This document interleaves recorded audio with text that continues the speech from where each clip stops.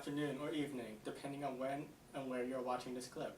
Welcome to today's program. I'm your host, Ryan Tan. And I'm Jessica Yee. In the news at this hour, Leon Sandcastle has been drafted by the Kansas City Chiefs as the #1 draft pick of the 2013 NFL Draft. Congratulations to Mr. Sandcastle. Up next, we have a very special program for you folks that we call Primetime Rewind, where we take you back 30 years and see how a certain theme has played out over the past 3 decades. Ryan, what's our topic for today? Our topic today is sports. In a few moments, we will take you back to 1980 and work our way forward to the present day. So sit back and relax. If you've been living under a rock for the past 30 years, here's what you might have missed.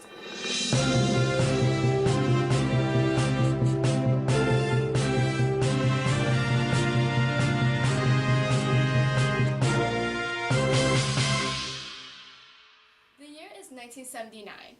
Soviet forces have invaded Afghanistan to eliminate insurgents that were backed by the U.S. and other countries. A Cold War-related confrontation, America is most displeased.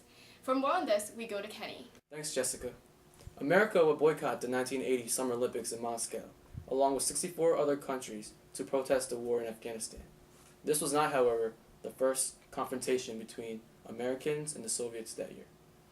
Earlier in that year, February 11, 1980, during the Winter Olympic Games in New York, the highly touted, highly experienced hockey team from the USSR squared off against a young, inexperienced American team. We now take you to the final seconds of that fateful game. You've got 10 seconds. The countdown going on right now. Morrow, up to Schultz. 5 seconds left in the game. Do you believe in miracles? Yes! Unbelievable.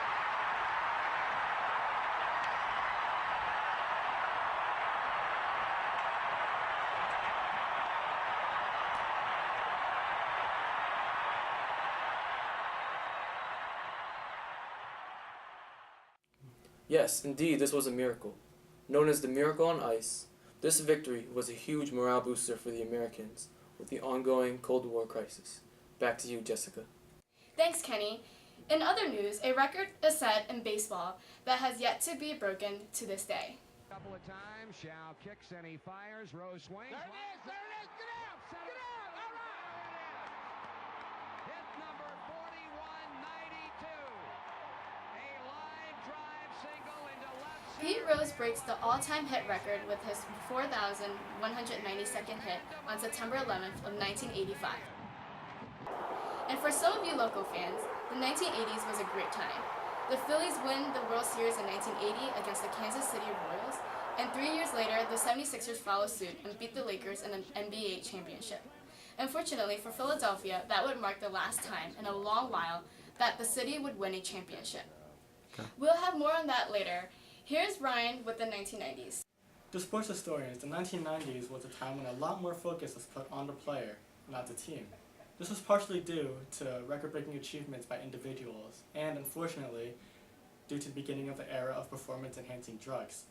Even more unfortunate, some of the individual milestones involve both of these. Traxel winds and fires. Big Mac swing and a shot into the corner. It might make it. There it is. 62, folks. It just got over the left field wall in the corner. And we have a new home run champion. A new Sultan of SWAT. It's Mark McGwire. He touches them all. Unbelievable. He hugs Gaetti as he comes around. Mark McGwire set the record for the most home runs in a single season, hitting the 62nd home run on September 8th of 1998.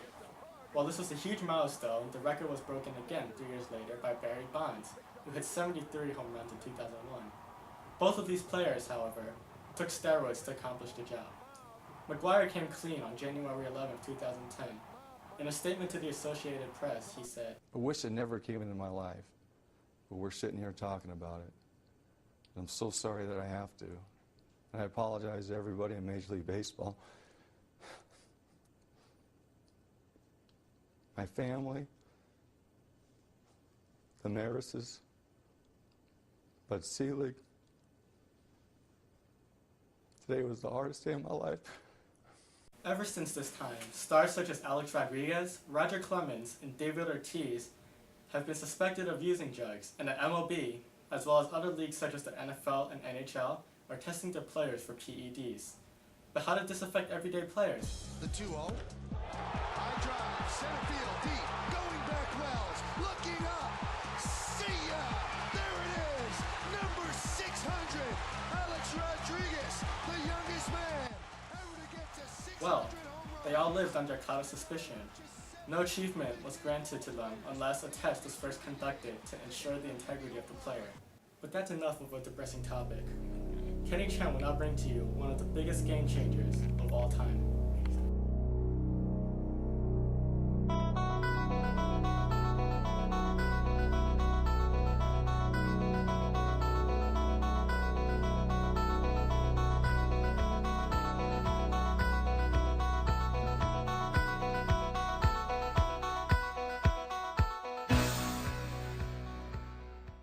Michael Jordan and his Chicago Bulls really screwed things up for the NBA in the 1990s.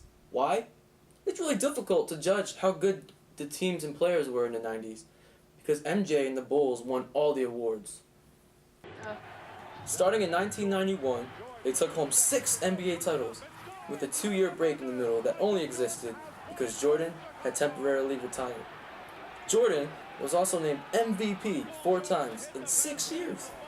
Made every All-NBA and All-Defensive first team, and a handful of other things besides. Jordan himself became a global icon, idolized by millions worldwide, receiving endorsements from Gatorade and Nike. Perhaps the biggest thing in this decade, however, was the formation of the Dream Team.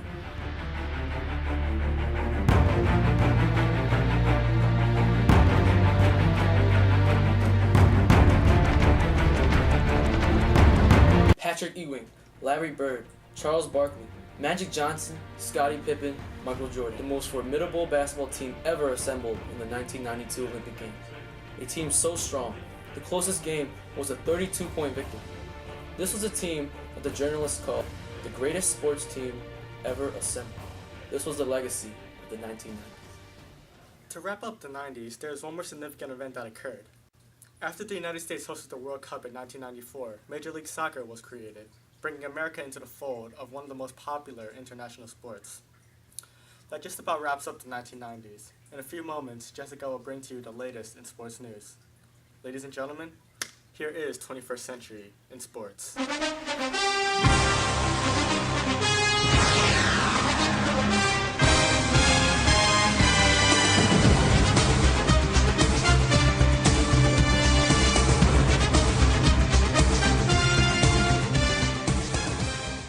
One of the biggest changes in the 21st century sports was the introduction of an American tradition to the Far East. How did this come to be? Who else but Yao Ming? Listed as 7'6" and 310 pounds, Yao made an impression wherever he went, mainly on doorframes where he forgot to duck. Born in Shanghai, China, Yao was the second Chinese player to play in the NBA. What made him stand out, however, was his enormous build and his ability to block and grab rebounds. In his second season, he was voted as a Western Conference starter in the All-Star game. A lot of the votes came from his fans from Asia, as ballots were written in Chinese to accommodate Yao. Now fast forward 10 years. Yao retired in 2011, playing his entire career with the Houston Rockets. 1 year later, in steps Jeremy Lin. A Harvard graduate, Lin played for the New York Knicks at the time, swept the nation in a frenzy with Linsanity.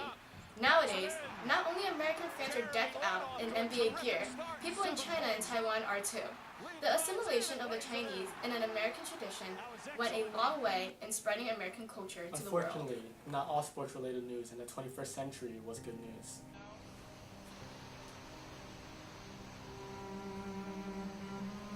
In 2005, Hurricane Katrina tore through the Gulf states, causing billions of dollars in damage. Louisiana was hit particularly hard, and the roof of the Superdome, home of the New Orleans Saints, collapsed as a result. A city in shock, it was a year before New Orleans had much to cheer about. That all changed in 2006. Week 3. In the return to the Superdome, the Saints defeated the Atlanta Falcons in an emotional 23-3 victory.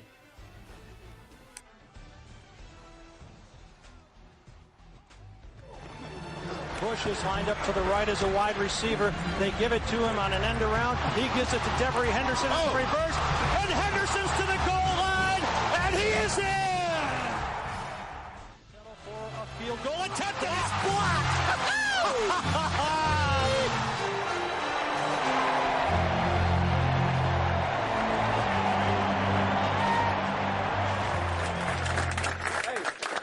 We could have gone 8 quarters, 9 quarters, 10 quarters. That wasn't changing tonight. That wasn't changing tonight. Now, I can't split this ball up 500,000 ways. I can't do that. I can't cut it up into 500,000 pieces, all right, to give to everybody in this city. But this game ball is going to everybody in this city. This city is getting this game ball from our organization, this team. This game ball is going to the city of New Orleans.